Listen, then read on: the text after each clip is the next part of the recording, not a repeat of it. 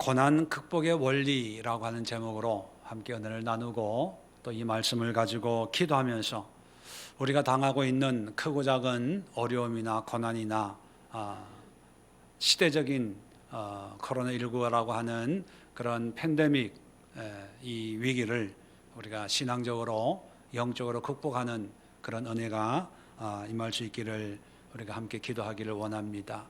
오늘 내용은 바벨론 포로에서 돌아온 이스라엘 백성들이 이제 무너진 성벽을 재건하는 그런 내용을 우리에게 소개해 주고 있습니다.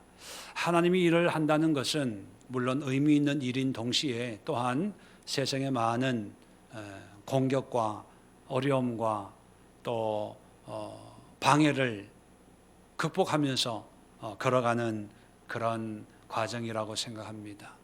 어느 시대든지 신앙생활은 늘 공격의 대상이었습니다. 왜냐하면 마귀는 하나님을 섬기고 또 구원받고 영적인 삶을 사는 것을 가장 싫어하죠. 그래서 어떻게 하든지 믿음의 문을 닫으려고 하고 믿음의 길을 걸어가지 못하도록 여러 가지로 방해를 합니다. 귀환한 유다 백성들이 성벽을 재건할 때에도 여지없이 대적들이 등장을 합니다. 4장 7절에 보면 산발락과 도비야와 아라비아 사람들과 암몬 사람들과 아스돗 사람들이 예루살렘 성이 중수되어 그 허물어진 틈이 메꾸어져 간다 함을 듣고 심히 분노하여 다 함께 꾀하기를 예루살렘으로 가서 치고 그것을 요란하게 하자, 그렇게 방해 책동을 이제 감행하려고 하지요. 자, 이런 대적들의 방해를 어떻게 극복하고 하나님의 선한 역사를 이루어가는가, 그 모습을 우리가 살펴보면서 세상의 위기와 환난 속에서 우리가 하루하루 살아가는 것도 참 대단한 삶을 사는 거지만, 한편으로 우리 믿는 사람들은 주어진 세상의 위기를 극복해야 되고, 또 한편으로는 그런 위기 속에서 또 우리는 믿음을 지키고 하나님의 사명을 감당해야 되는 이중적인 그런 역할에 놓여 있습니다. 어느 하나 포기할 수 없고 또 어느 하나 소중하지 않는 것이 없는 그런 문제들이죠. 위기가 오면 사람들은 갈등에 빠집니다. 두 개 중에 무엇을 내려놓을까? 왜냐하면 두 개 다 지키기가 그만큼 힘들기 때문이지요. 아마 유다 사람들도 마찬가지가 아니었을까? 성벽을 재건하는 하나님의 일과 또 먹고 사는 문제와 또 이런 것을 방해하는 대적들의 이런 문제 앞에 계속 해야 될 것인가 말아야 될 것인가, 또 무엇을 먼저 해야 될 것인가, 아마 많은 갈등이 있었고 혼란이 있었을 것입니다. 아마 어떤 사람들은 총독인 느헤미야에게 느헤미야 총독이여, 지금 어려우니까 조금 있다가 다시 시작합시다. 상황이 좀 나아지면 다시 시작합시다. 아마 그렇게 이야기하는 사람들도 있었을 것입니다. 또 어떤 사람들은 대적이 쳐들어온다는 얘기를 듣고 무서워서 숨는 사람도 있었을 것입니다. 어떤 사람들은 간다 온다 소리도 없이 흔적도 없이 슬그머니 꼬리를 감추고 사라져간 그런 사람들도 있었겠지요. 자, 오늘 본문을 통해서 이런 상황 속에 어떻게 이런 위기, 고난을 극복하고 하나님의 뜻을 이루는 승리의 삶을 살아갈 수 있을까 살펴봅시다. 먼저 15절에 보면 우리의 대적이, 아까 그 대적의 정체가 7절 소개하고 있습니다. 이런 사람들이 우리가 그들의 의도를 눈치챘담을 들으니라. 이제 적들도 알고 그들도 적의 어떤 그런 공격을 또 대책을 알게 되었습니다. 자, 이에 하나님이 그들의 꾀를 피하셨으므로 우리가 다 성에 돌아와서 각각 일하였는데, 자, 대적들이 공격한다는 그런 그들의 음모를 알게 됐습니다. 자, 그러면 야, 큰일 났다, 중단하자, 쉬자, 또는 먼저 저들을 싸우자, 이 대적들의 문제를 먼저 해결해 놓고 난 뒤에 그리고 예루살렘 성을 중건하자, 뭐 이렇게 한 것이 아니고, 대적들이 가지고 있는 그런 꾀를 눈치챈 다음에 성경을 보면 우리가 다 성에 돌아와서 각각 일하였는데, 여러분, 고난 극복의 첫 번째 원리가 뭐냐 하면 포기하지 않는 거예요. 하나님의 일을 중단하지 않는 것입니다. 논리적으로 보면 공격한다고 하는 사람들이 있으니까 먼저 싸워야 되잖아요. 싸우기 위해서는 어떻게 해야 됩니까? 공사하는 것을 중단을 하고 그 다음에 무기를 갖추고 뭐 전쟁을 준비하는 여러 가지 그런 일이 급선무라고 생각을 합니다. 그런데 느헤미야는 어떻게 했냐면 하나님의 일하는 것을 중단하지 않았어요. 우리식으로 보면 기도하는 걸 중단하지 않았어요. 예배 드리는 것을 중단하지 않았어요. 봉사하는 것을, 사역하는 것을 중단하지 않았어요. 아니, 논리적으로 보면 적이 쳐들어와요. 그러면 대적해야 된다고 생각을 당연히 하죠. 그런데 느헤미야는 아랑곳하지 않고 하던 일을 계속해요. 왜 그러냐면 여기에 열쇠가 있습니다. 15절에 보면 하나님이 그들의 꾀를 피하셨으므로, 그들의 꾀를 패했대요. 아니, 지금 패한 상태가 아니에요. 없앤 상태가 아닙니다. 들었어요. 알았어요. 큰일 난 거예요. 그런데 하나님이 저들의 계획을 다 패하셨다, 이렇게 믿어버리는 거예요. 사실 이 대적들이, 산발락과 도비야 이런 사람들이 공격을 안 하는 게 아니에요. 상황은 달라진 게 없어요. 어떻게 보면 더 심각한 상황으로 돌아가는데, 그런데 하나님이 저들의 꾀를 패하셨다 믿어버리는 거예요. 왜요? 하나님은 하나님의 일을 하는 걸 원하시는 분이니까, 아무리 저들이 최신 무기로 공격을 한다고 하더라도 하나님이 저들을 믿어버리고 믿으니까 일을 할 수 있는 거예요. 자, 일을 못하는 경우는 뭡니까? 저들이 공격해 올 거야, 그것을 믿으니까 일을 못하는 거예요. 코로나19 속에서도 문제의 모양과 크기를 믿어버리는 사람은 무서워요. 두려워요. 그런데 하나님이 이 모든 것으로부터 지켜주실 거야 라고 믿는 사람은 계속 할 수가 있는 거죠. 그래서 고난을 극복할 수 있는 첫 번째 비결은 뭐냐 하면, 내가 맡은 직분을, 내가 맡은 자리를 끝까지 지키는 거예요. 끝까지 지키는 거예요. 네. 오늘도 에클레시아 리더 모임을 했는데, 제가 주중에 리더들에게 코로나 확진자 수가 늘어나니까 혹시 에클레시안 참석하시는 분들 중에 불편한 분들이 있으면 중단해도 됩니다. 그렇게 연락을 드렸어요. 혹시 불편한데, 요즘에는 사람 만나는 것도, 집에 오라는 것도 불편하고 초대받는 것도 불편하고 그런 분위기가 돼버렸어요. 근데 에클레시아 한다고 또 하면 혹시 또 불편해하는 사람도 있을까 봐 그렇게 해놓고 오늘하고 내일하고 두 차례, 두 번 에클레시아 리더 모임을 제가 이제 인도하거든요. 근데 저는 계속 하려고, 비가 오나 눈이 오나. 왜냐하면 일단 중단하지 않고 계속 해야 이기든 지든 판가름이 나는데, 중단하면 그 순간부터 이 대적들의 꾀임에 넘어가는 거예요. 이 산발락과 도비아와 아라비아 사람들이 이 대적들의 목표가 뭡니까? 중단시키는 거거든요. 중단시키는 거. 마귀의 목표가 뭐예요? 못하게 하는 게 못하게 하는 거. 그러니까 어떤 이유든지 우리가 중단하면 마귀의 꾀임에 넘어가는 거예요. 그래서 이기기 위해서는요, 끝까지 가야 되는 거예요. 가는데 이제 지혜가 필요하죠. 어떻게 가야 되냐? 요즘처럼 코로나19 확진 이런 상황에서 그냥 대면으로 모여라.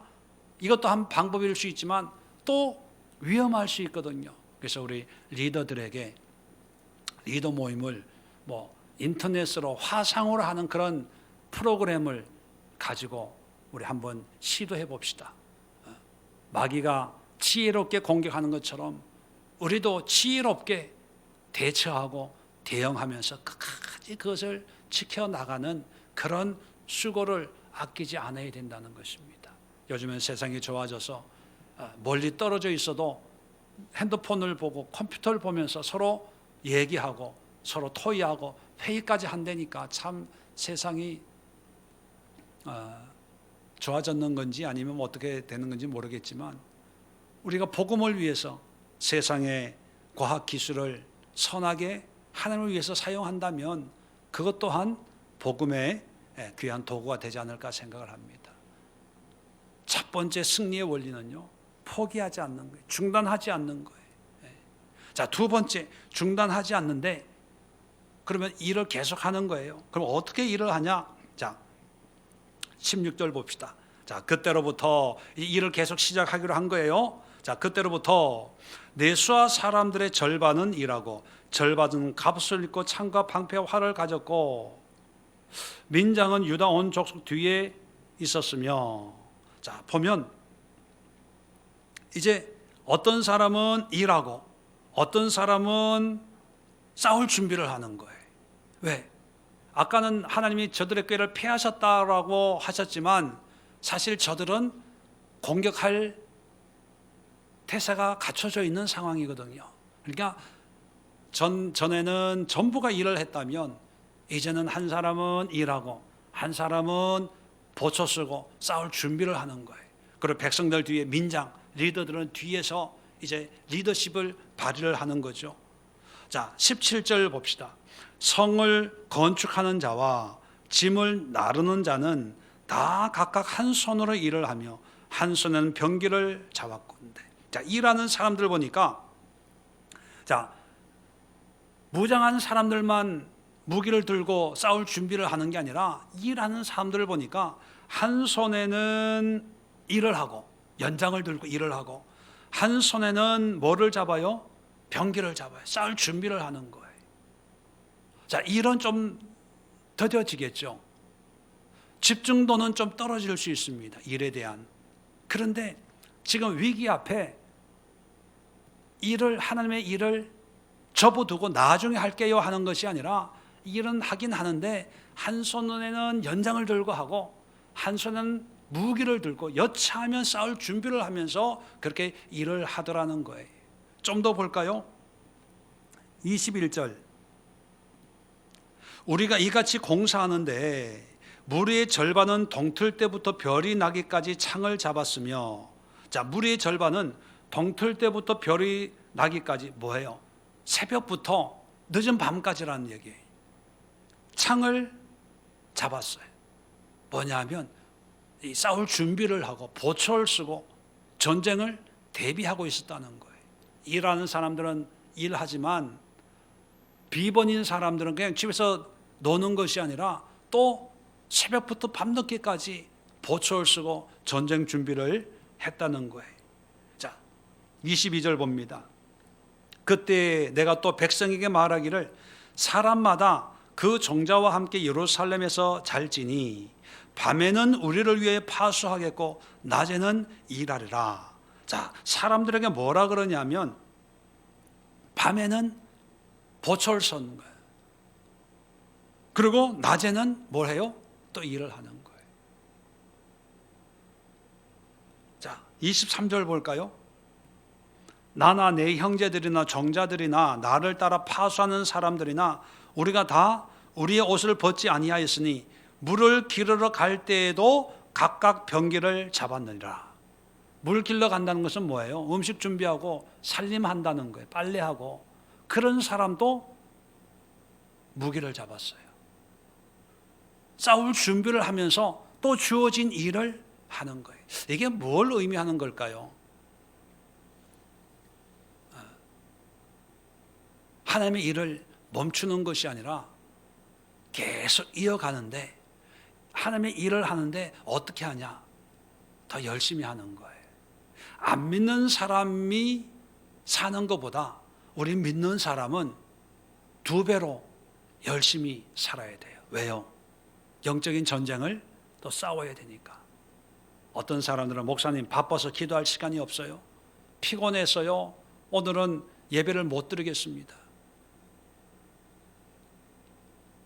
여러분, 영적인 전쟁에서 이기기 위해서는요, 그런 피곤함을 무릅써야 돼요. 왜? 안 믿는 사람도 그렇게 살잖아요. 그런데 우리는 예수님을 믿고 하나님의 뜻을 따라 살아가는 사람이잖아요. 2가지 일이 있잖아요. 세상에 주어진 일을 해야 되고, 또 하나님을 섬기는 일을 해야 되고, 2가지를 어느 것 하나 하루 종일 서울 가가지고 사람 만나고 쇼핑하고 집에 들어오면 피곤하잖아요. 당연해요. 그래서 피곤해서 못하겠습니다 중단하는 것이 아니라, 낮에는 서울에서 쇼핑하고 밤에는 자지 않고 기도하고 예배드리고. 우리 믿는 사람들은요, 안 믿는 사람들보다 두 배 더 분주하게 그렇게 살아야 돼요.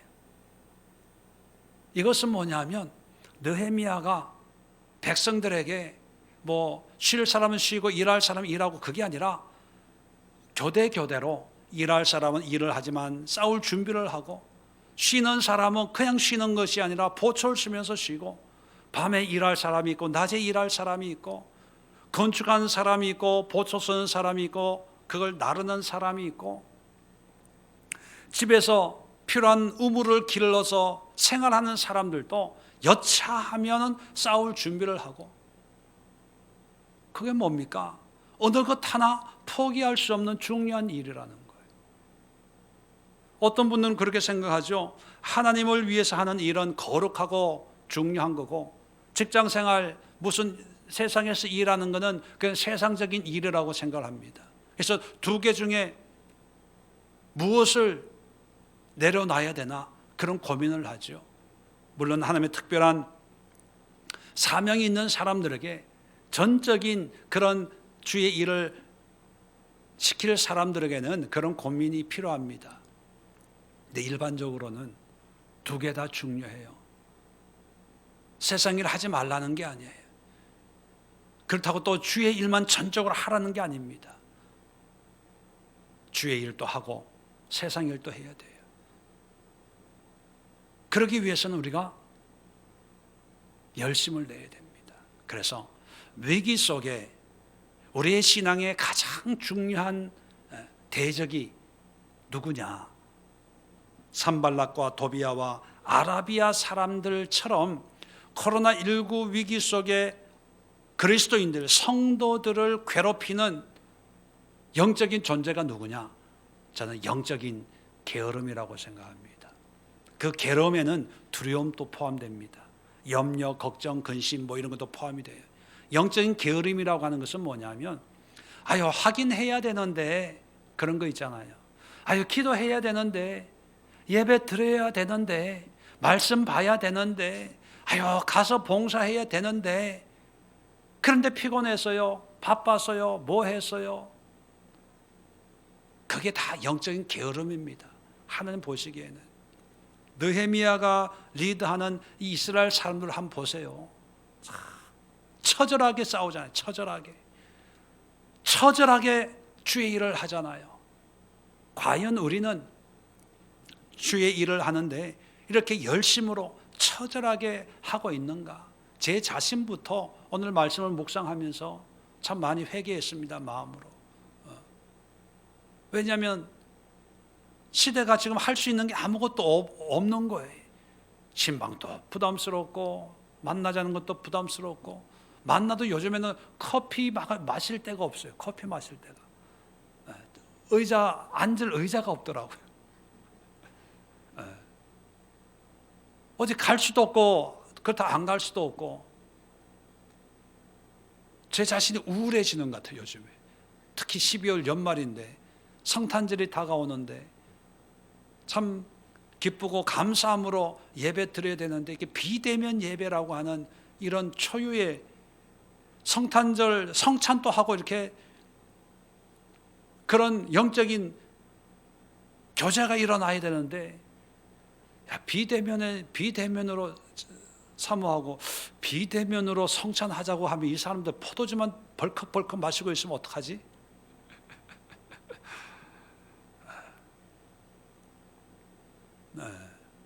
뭐 할 수 있는 게 없어요. 그러다 보니까 그 집에만 있는 거예요. 이렇게 내가 너무 나태해지는 게 아닌가?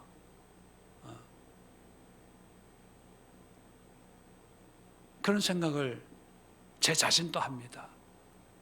성도들이야 더 하겠지요. 왜? 예배 안 나가도 되지요. 핸드폰으로, 컴퓨터로 예배 드리면 되지요. 교회 나가 예배 참석하기 싫은데 정부에서 비대면 예배 드리라 그러니까 금상첨화지요. 뭐 이렇게 편하게 신앙생활 한 적이 언제 있으랴. 너무 좋은 거예요. 뭐 늦잠을 자도. 그러다 보니까 영적으로 게을러지는 거예요. 한 손에 칼을, 한 손에 연장을 번거로워요. 물 들어가면서도 변기를 잡고 이렇게 거추장스러운 거예요. 동이 틀 때부터 별이 나기까지 피곤해져요. 이게 대적이 원하는 바입니다. 게으름에 깊은 영적인 잠을 자게 하는, 그러면서 그래도 나는 그리스도인이야 라고 하는 그런 감정적인 자각 증세만 가지게 하는 거. 여러분, 우리는 더 분주해야 됩니다. 더 열심으로 살아야 돼. 안 믿는 사람이 수고하는 것보다 우리 믿는 사람은 2배로 수고해야 돼요. 왜? 두 나라를 섬겨야 되니까. 그래야 승리가 있어요. 여러분, 게으르지 마십시오. 집에 계셔도, 영상으로 예배를 들어도 성경을 보시고 기도하시고 또 책도 읽으시고 열심을 내어서 일을 할 때 열심히 일하시고, 그것이 장차 승리할 수 있는 그런 지름길이라는 것을 여러분 명심할 수 있기를 바랍니다. 자, 세 번째 보니까 오늘 성경에 보면 여러 무리들이 등장을 합니다. 17절에 보면 성을 건축하는 자, 그리고 짐을 나르는 자, 또 19절에 귀족들과 민장들이 있고요. 20절에 보면 나팔을 불는 그런 사람들이 있습니다. 또 21절에 보면 동틀 때부터 별이 나기까지 창을 잡고 보초 서는 사람들도 있어요. 23절에 보면 물을 기르러 가는 그런 사람들이 등장을 합니다. 이게 뭐냐 하면 영적인 전쟁을 하는데 다양한 분야에서 다양한 역할을 하는 사람들이 한 가지 목적으로 주어진 일을 감당하는 거예요. 연합입니다. 연합. 혼자 싸워서 이기는 것이 아니라 다양한 기능을 하는 사람들이 한 가지 목적으로 힘을 합칠 때 전쟁에 이기는 거예요. 건축만 하는 사람이 있어도 안 돼요. 보초 쓰는 사람이 있어야 됩니다. 건축하고 보초하는 사람만 있어도 안 돼요. 위기 속에 나팔을 불어주는 사람도 있어야 돼요. 나팔 부는 사람만 있어도 안 돼요. 뒤에서 물을 길어서 음식을 만들고 군량미로 먹을 것을 공급해 주는 사람들도 있어야 됩니다. 다양한 사람들이 있는데, 근데 그 다양한 사람 다 자기의 원함을 위해 살아가는 것이 아니라 한 가지 목적을 위해서 힘을 합치는 거죠. 그 한 가지 목적이 뭡니까? 하나님이 주신 사명을 이루는 거예요. 물을 길어가는 사람들도 성벽 건축 재건이라고 하는 하나님의 영적인 사역을 위해서 쓰임 받는다 생각을 하는 거죠. 나팔 부는 사람도 그냥 나팔 불기가 좋아서가 아니라 하나님의 사명을 감당하기 위해서. 건축하는 사람들은 말할 것도 없이 예루살렘 성벽을 재건하는 그런 분명한 목적이 있었겠죠. 그러나 그들뿐만 아니라 다른 사람들도 한 가지 목적으로 연합된 그런 모습을 보여주었다는 것입니다. 그래서 사도 바울은 이런 신앙의 다양한 모습이 한 가지 목적으로 연합된 것을 지체다 이렇게 표현합니다. 우리 몸으로. 머리이신 예수님을 위해서 그 몸을 이루는 각 지체가 모양과 모습은 다르지만 한 가지 목적, 머리이신 예수님이 우리에게 지시하는 그런 것을 이루기 위해서 작동하는 그런 것을 교회로 우리에게 소개해 주고 있습니다. 마찬가지입니다. 우리의 삶의 목적이 하나가 되어야 돼요. 하나가 될 때 다양한 그런 기능들이 효과를 발휘하는 것이지요. 우리가 신앙생활 하면서 분명한 신앙의 의미나 분명한 신앙의 목적이나 목표를 제가 귀에 있을 때마다 설교로 말씀을 선포하고 가르칩니다. 우리는 세상의 성공을 위해서 하는 사람이 아니고 세상의 부귀영화를 추구하기 위한 그런 사람들이 아닙니다. 그렇게 얘기합니다. 그런 얘기를 하는 이유는 뭡니까? 우리의 삶의 목적을 성경에 두고 이 목적으로 하나가 되자는 거예요. 그럴 때 능력이 나타나는 거예요. 오늘 어떤 목사님, 오래전부터 알고 있던 목사님으로부터 전화 한 통화를 받았습니다. 뭐 하나 물어볼게요. 그렇게 얘기를 해요. 그래서 뭔데요? 하니까 묻는 요지가 뭐냐 하면 이제 젊은 사람들을 좀 만나는데 젊은 사람들이 그런 생각을 한다는 거예요. 자기는 하나님을 위해서 봉사하고 열심히 헌신하고 주의 일을 하는데, 그런데 교회 안 다니는 주변 사람들을 보면 더 잘 되는 것을 보면서 나는 뭐지? 그런 생각을 한다는 거예요. 자, 그럴 때 목사님은 그런 청년에게 어떻게 권면을 해줍니까? 그런 얘기를 해요. 제가 그 질문을 받으면서 참 많은 생각을 하게 됐습니다. 뭐부터 얘기해 줘야 되겠나. 참 말이 길어지는데, 그러면서 간단하게 몇 가지를 얘기하고 그냥 뭐 얘기가 길어지니까 또 왜냐하면 그런 고민을 한다는 자체가 제가 볼 때 이 신앙의 단추가 처음부터 잘못 이게 채워진 거예요. 왜 하나님을 믿으면 안 믿는 사람은 왜 더 나아져야 됩니까? 그래야만 되는 이유가 어디 있을까요? 내가 하나님을 믿는다는 이유 때문에 내가 남들보다, 불교 다니는 사람보다 더 부자가 돼야 되는 이유가 어디 있어요? 왜 하나님이 우리를 부자 만들어줘야 됩니까? 왜 청년들에게 좋은 대학 보내줘야 돼요? 왜 봉사하고 하나님을 섬긴다는 이유 하나 때문에 왜 남들보다 더 성공적인 삶을 살게 해야 됩니까? 그렇게 생각하고 고민한다는 게, 이런 경우 어디서부터 시작해서 설명해야 되나? 그러니까 너무 이게 장황해서 아예 거기에 대한 얘기를 못 꺼냈어요. 왜? 어떻게 받아들일지도 모르고 간단하게 제 생각을 전하고 전화를 끊으면서 제 마음에 그런 게 야, 이게 우리나라의 신앙 교육의 현주소구나. 그저 우리가 하나님을 믿는다는 것은요, 우리 인생의 의미를 함께 두고 그냥 사는 거예요. 하나님의 도구로 쓰임 받는 도구. 하나님이 우리를 존귀하게 만드시면 존귀하게 살고, 부하게 여기시면 부하게 살고, 또 일반적으로 살게 하시면 그냥 일반적으로 사는 거예요. 왜 내가 이렇게 열심히 하면 하나님의 복을 주실 거예요? 그런 생각이 어디에서 왔는지 참 신기해요. 참 자존심 상하는 게요, 힌두교를 봐도 힌두 신을 섬겨서 내가 복 받을 그런 생각 없어요.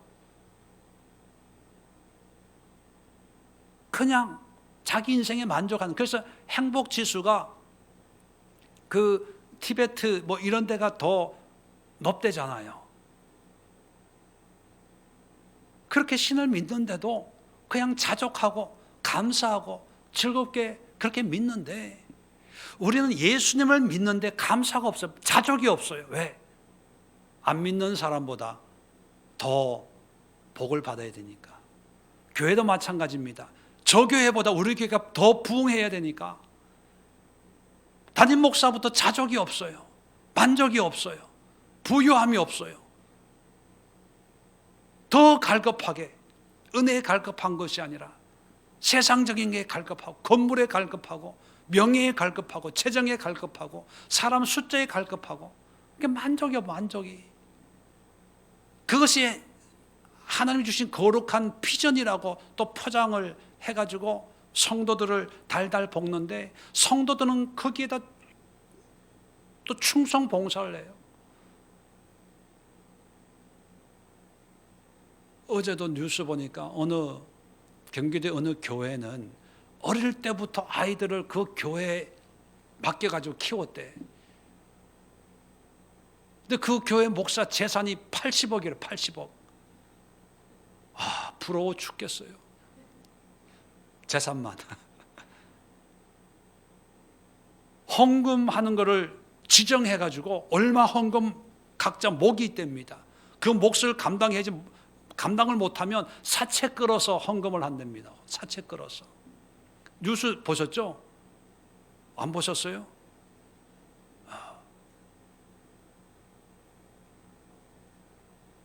교회 이름으로 목사의 직분을 가지고 이직거래를 하고, 그 교회에서는 나름대로 권사도 있고 장로도 있고 집사도 있고 뭐 했겠죠.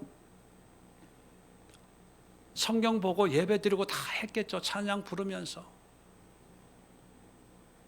그런데 실상을 열어보면 간음과 음란과 비리와 물욕과 더러운 것이라고 하는 것 다 속에 들어있는 그것이 교회였다는 것을 안 믿는 사람들이 탄식하게 되는 상황까지 이르렀습니다.